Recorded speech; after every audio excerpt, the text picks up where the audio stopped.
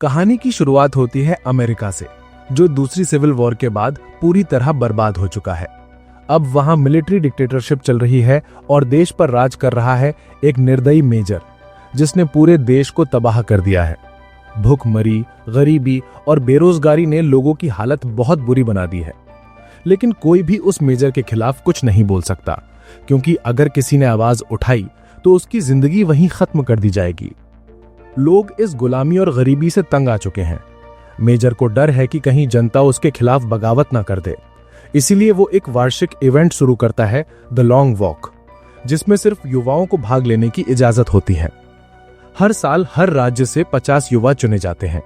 ये कोई दौड़ नहीं बल्कि चलना होता है, लेकिन एक तय स्पीड 3 माइल प्रति घंटा, यानी लगभग 4.8 किलोमीटर प्रति घंटा से।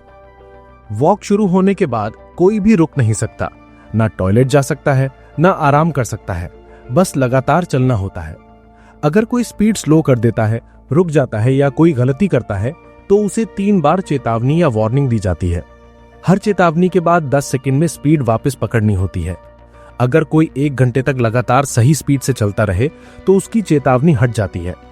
लेकिन अगर 3 बार चेतावनी मिल जाए तो उसके साथ चल रहे गार्ड्स उसे गोली मार देते हैं। जो कंटेस्टेंट आखिर तक बच जाता है वही इस वॉक का विनर होता है। विनर को पैसा, नाम और शोहरत सब कुछ मिलता है, क्योंकि ये वॉक पूरे देश में लाइव दिखाया जाता है। विनर एक नेशनल हीरो बन जाता है और उसकी एक इच्छा पूरी की जाती है।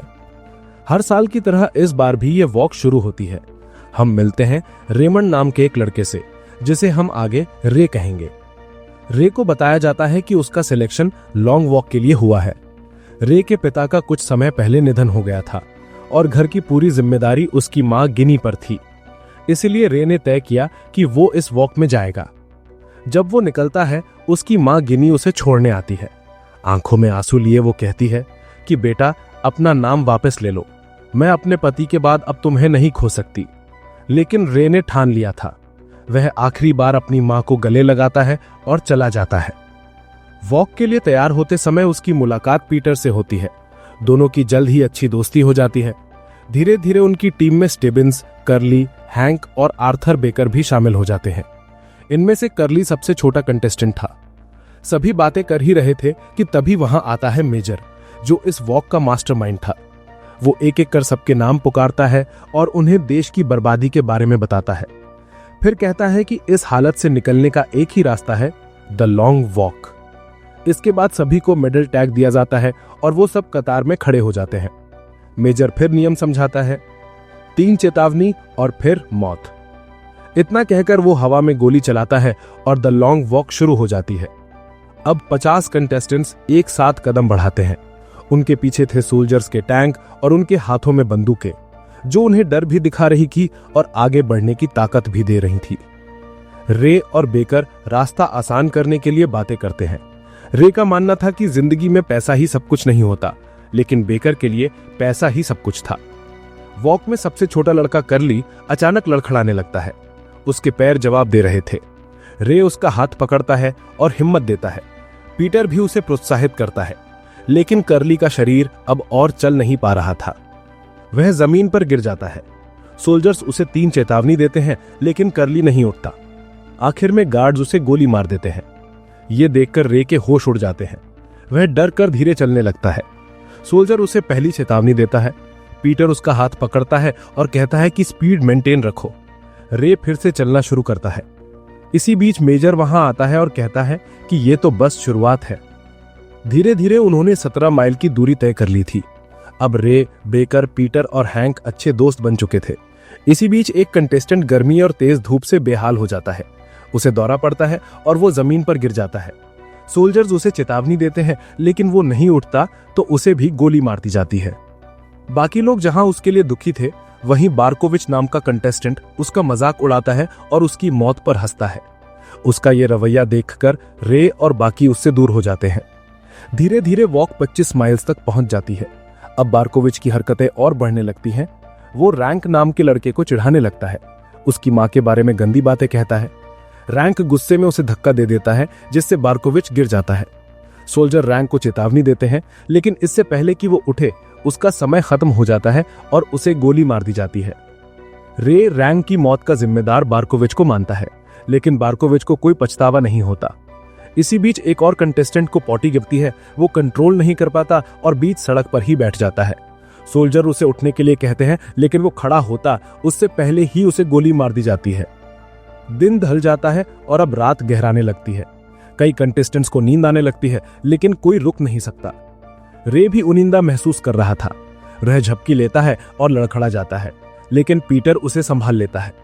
थोड़ी देर बाद वो फिर से संतुलन खो देता है और इस बार फिर से पीटर उसे बचा लेता है, लेकिन अब सोल्जर्स उसे तीसरी चेतावनी दे चुके हैं, यानी अब अगर एक और गलती हुई तो रे मारा जाएगा। अब उसे लगातार 3 घंटे तक बिना गलती के चलना होगा, तभी उसकी जान बच सकती है। पीटर उससे बातें करता है ताकि वो जागा रहे। रे बताता है कि वह अपनी मां से कितना प्यार करता है। पीटर कहता है कि तुम जल्द ही अपनी मां से मिलोगे, लेकिन अचानक रे पीटर पर गुस्सा कर देता है। वह चिल्लाकर कहता है कि तू मुझे गिराने की कोशिश कर रहा है। पीटर चुप रहता है। रात और गहराने लगती है। सभी कंटेस्टेंट्स एक पहाड़ी जैसे रास्ते पर पहुंचते हैं, जहां 3 मील प्रति घंटा की स्पीड से चलना बहुत मुश्किल था। कई लड़के वहीं थक कर गिर जाते हैं और सोल्जर्स उन्हें भी मार देते हैं। रे की हालत भी खराब होने लगती है। वह कोशिश करता है कि अपनी स्पीड मेंटेन रखे, लेकिन अब उसके कदम धीमे पड़ रहे थे। इससे पहले कि वो रुकता या बैठ जाता, पीटर उसका हाथ पकड़ता है और कहता है, चलते रहो रे, हार मत मानो। रे को अपनी गलती का एहसास हो जाता है। वह पीटर से अपने बर्ताव के लिए माफी मांगता है और उसका शुक्रिया भी करता है। पीटर मुस्कुराकर कहता है, कोई बात नहीं दोस्त। धीरे धीरे रात खत्म होती है और सुबह की हल्की धूप फैल जाती है। लड़के अभी भी उसी रफ्तार से चल रहे थे कि अचानक बेकर को भी पॉटी लगती है। वह बीच रास्ते में रुककर काम करने लगता है। सोल्जर उसे 2 चेतावनी दे देते हैं, लेकिन तीसरी चेतावनी से पहले ही बेकर फिर चलना शुरू कर देता है। वो चलते हुए रे और पीटर के पास आता है। दोनों उसका मजाक उड़ाते हैं और बेकर हंसते हुए आगे बढ़ जाता है। धीरे धीरे पूरा दिन और रात बीत जाती है। अब आधे से ज्यादा कंटेस्टेंट्स अपनी जान गंवा चुके हैं। वॉक ने अब तक 59 माइल्स की दूरी तय कर ली थी। थोड़ी दूर करीब 67 माइल्स पर हैंक की हालत बहुत खराब हो जाती है। उसे चलने में परेशानी होने लगती है और वो लड़खड़ाने लगता है। पीटर और रे उसे संभालने की कोशिश करते हैं, उसे हिम्मत देते हैं, लेकिन हैंक उल्टा उन दोनों पर चिल्ला उठता है। उसी वक्त एक और कंटेस्टेंट हार्नेस का पैर मुड़ जाता है। अब वो कुछ कदम भी नहीं चल पा रहा था। रे और पीटर उसे आगे बढ़ने के लिए हौसला देते हैं, लेकिन हार्नेस जानता था कि अब वो नहीं बच पाएगा।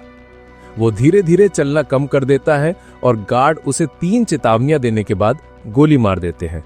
कुछ देर बाद वॉकर्स 100 माइल्स की दूरी पार कर लेते हैं, बिना रुके, बिना आराम किए। लेकिन तभी एक लड़का वॉक छोड़कर एक खाली बिल्डिंग की तरफ भागने लगता है। सोल्जर्स तुरंत उसे भी गोली मार देते हैं। थोड़ी देर बाद मेजर वहां आता है। वो सब लड़कों को 100 माइल्स का सफर पूरा करने की बधाई देता है। सभी थके हुए थे, पर फिर भी चलते जा रहे थे। जब वॉक 144 माइल्स तक पहुंचती है, तब 3 दिन पूरे हो चुके होते हैं। इस दौरान सोल्जर्स उन्हें खाने पीने की चीजें देते रहते हैं ताकि वो एनर्जी में रहें और वॉक जारी रखें। इसी बीच रे अपने दोस्त पीटर से अपने सीक्रेट्स शेयर करता है। वो बताता है कि उसके पापा ने उसे फिलॉसफी, म्यूजिक और कई ऐसी चीजें सिखाई थी जिन्हें मेजर ने बैन कर दिया था। लेकिन एक दिन सोल्जर्स को इस बात का पता चल गया। मेजर खुद उसके घर आया और उसके पिता को उन विषयों को पढ़ाने से मना किया। लेकिन जब उन्होंने मना करने से इनकार किया, तो मेजर ने रे की आंखों के सामने ही उसके पापा को गोली मार दी। उस दिन रे ने ठान लिया कि वो एक दिन द लॉन्ग वॉक में जरूर हिस्सा लेगा, इसे जीतेगा और फिर इनाम में सोल्जर की बंदूक मांगकर मेजर को मार डालेगा। धीरे धीरे लड़के 170 माइल्स का सफर भी तय कर लेते हैं, पर एक कंटेस्टेंट अचानक पागल हो जाता है और सोल्जर के पास मदद मांगने पहुंचता है। सोल्जर उसकी मदद करने की जगह उसे भी गोली मार देता है। कुछ देर बाद एक और लड़के के साथ ऐसा ही होता है। वो अपने सारे कपड़े उतारकर उल्टी दिशा में भागने लगता है, लेकिन सोल्जर्स उसे भी शूट कर देते हैं। जब ये लोग 200 माइल्स तक पहुंचते हैं, तब स्टेबिन्स पीटर के पास आता है और कहता है कि हैंग अब गिरने वाला है, शायद ज्यादा देर तक नहीं चल पाएगा। पीटर तुरंत हैंग के पास पहुंचता है, लेकिन हैंग मदद लेने की जगह सोल्जर्स की तरफ बढ़ जाता है और वे उसे भी गोली मार देते हैं। यह देखकर बेकर टूट जाता है। वो हैंग के पास भागता है, लेकिन रे उसे रोक लेता है और समझाता है कि अब बस चलते रहो। वे आगे बढ़ते रहते हैं। अगले दिन तक यानी 209 माइल्स पर अब सिर्फ रे, पीटर, बेकर, स्टेबिन्स, पार्कर और बार्कोविच ही बचे थे। सभी एक दूसरे को हौसला देते हुए चल रहे थे। इसी बीच हैंक की बातें फिर से शुरू होती हैं। कोई कहता है कि हैंक की पत्नी घर पर उसका इंतजार कर रही है। सब मिलकर तय करते हैं कि जो भी जीतेगा वो इनाम की रकम में से कुछ हिस्सा हैंक की पत्नी को देगा। लेकिन बार्कोविच से ये बात कोई नहीं कहता, जिससे उसे बहुत बुरा लगता है। वो समझ रहा था कि सब उसके साथ अजीब व्यवहार क्यों कर रहे हैं। वो रे के पास आता है, अपने बुरे बर्ताव के लिए माफी मांगता है और वापस उनके ग्रुप में शामिल होने की गुजारिश करता है। रे उसे माफ कर देता है और सब कुछ फिर से ठीक हो जाता है। लेकिन कुछ देर बाद बार्कोविच का दिमाग फिर से बिगड़ने लगता है। वो अजीब हरकतें करने लगता है और अचानक अपने ही गले में चाकू घोंपकर खुद को मार लेता है। इसके बाद भी सोल्जर उसकी लाश पर गोली चलाते हैं ताकि वो बिल्कुल मर जाए। सब लोग हैरान रह जाते हैं पर चलना जारी रखते हैं। अब तक वे 278 माइल्स का सफर तय कर चुके थे। थोड़ी देर में वॉक 286 माइल्स तक पहुंचती है, यानी वो गांव जहां रे का घर था। लेकिन यहीं उसका एक जूता फट जाता है। वो बिना रुके चलना जारी रखता है। पीटर कहता है कि जूते उतार दे, ऐसे चल। रे दोनों जूते उतार देता है और नंगे पैर चलने लगता है। कुछ आगे बढ़ते ही उसे अपनी मां गिनी दिखती है, जो उसे देखने और हौसला देने आई थी। रे उन्हें देखकर हाथ हिलाता है, लेकिन अपने जज्बात पर काबू नहीं रख पाता। वो उनकी तरफ दौड़ने लगता है। गिनी उसे चिल्लाकर कहती है, वापस जा रे। लेकिन रे नहीं रुकता। सोल्जर्स उसे चेतावनी देते हैं, फिर भी वो दौड़ता रहता है। तभी पीछे से पीटर आता है और रे को पकड़कर लाइन में वापस खींच लाता है। इस तरह वो उसकी जान बचा लेता है। अब दोनों की दोस्ती और भी मजबूत हो जाती है। पीटर भी अपना अतीत बताता है। वो कहता है कि बचपन में ही उसके माता पिता की मौत हो गई थी। वो अपने चाचा के पास रहने लगा, लेकिन वो उससे मारते पीटते थे। वहां से भागकर वो गलियों में रहने लगा और चोरी करने लगा। एक दिन एक बच्चे ने उसे घायल कर दिया। तब उसने कसम खाई कि वो इस वॉक को जीतकर गरीब और बेसहारा बच्चों के लिए कुछ करेगा। उसी वक्त वे बेकर को देखते हैं, जिसकी नाक से खून बह रहा था, पर फिर भी वो चल रहा था। दोनों उसे हिम्मत देते हैं। पीछे चल रहा पार्कर भी अपना मानसिक संतुलन खो देता है। वो चलते चलते पागल हो जाता है। एक सोल्जर की बंदूक छीनकर उसे शूट कर देता है, लेकिन दूसरे सोल्जर तुरंत उसे मार देते हैं। शाम तक बेकर की हालत भी बहुत खराब हो जाती है। वो थक कर टूट चुका था और चलने की हालत में नहीं था। रे और पीटर उसे संभालते हैं, लेकिन बेकर जानता था कि अब उसका अंत करीब है। वो अपने गले की चेन निकालकर पीटर को देता है और कहता है, जो भी जिंदा बचे ये चेन मेरी दादी तक पहुंचा देना। ये कहकर वो पीछे रह जाता है और सोल्जर्स उसे भी शूट कर देते हैं। रे और पीटर बहुत दुखी होते हैं, पर फिर भी चलते रहते हैं। रात तक वॉक 326 माइल्स तक पहुंच जाती है।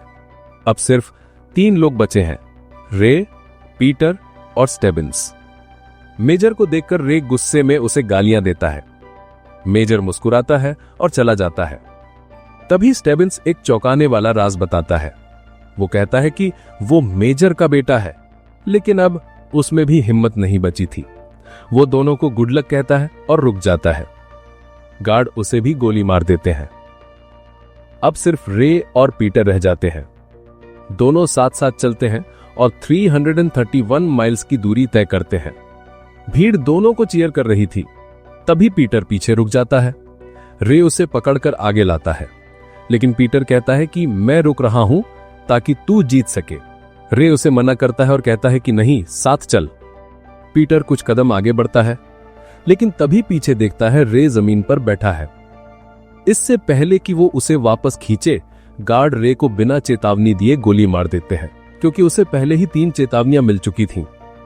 रे का शरीर जमीन पर गिर जाता है। पीटर उसे देखकर टूट जाता है और जोर से चिल्लाता है। अब वो अकेला द लॉन्ग वॉक का आखिरी जीवित कंटेस्टेंट रह जाता है। भीड़ जोर जोर से पीटर का नाम पुकार रही थी। हर कोई उसकी जीत का जश्न मना रहा था, लेकिन पीटर की आंखों में सिर्फ आंसू थे। इसी बीच वहां मेजर आता है। वो पीटर को जीत की बधाई देता है और वॉक के रूल्स के हिसाब से कहता है कि अब तुम एक इच्छा मांग सकते हो, जो भी चाहो। रोते हुए पीटर धीरे से कहता है, मुझे एक सोल्जर की राइफल चाहिए। सोल्जर पहले तो हिचकिचाता है, लेकिन पीटर उसे समझाता है कि मैं इसे लॉन्ग वॉक की याद के तौर पर रखना चाहता हूं। एक दिन मैं इसे अपने बच्चों को दिखाऊंगा और बताऊंगा कि ये उसी दिन की निशानी है जब मैंने ये वॉक पूरी की थी। मेजर मुस्कुराता है और सोल्जर को इशारा करता है कि राइफल दे दो। सोल्जर अपनी बंदूक पीटर के हाथ में दे देता है। पीटर कुछ पल शांत खड़ा रहता है, फिर धीरे धीरे राइफल उठाकर सीधे मेजर की तरफ तान देता है। मेजर पहले तो इसे मजाक समझता है और कहता है, अपनी जीत को बर्बाद मत करो लड़के। लेकिन पीटर गुस्से और दर्द से कांपते हुए ट्रिगर दबा देता है। गोली चलती है और वो कहता है, ये मेरे दोस्त रे के लिए था। मेजर जमीन पर गिर जाता है। पीटर धीरे से राइफल नीचे रखता है, एक आखिरी बार भीड़ की तरफ देखता है और निराश होकर वहां से चला जाता है। इसी के साथ ये कहानी यहीं खत्म होती है। तो दोस्तों, कैसी लगी आपको द लॉन्ग वॉक की ये कहानी? अगर पसंद आई हो तो लाइक और शेयर जरूर करें।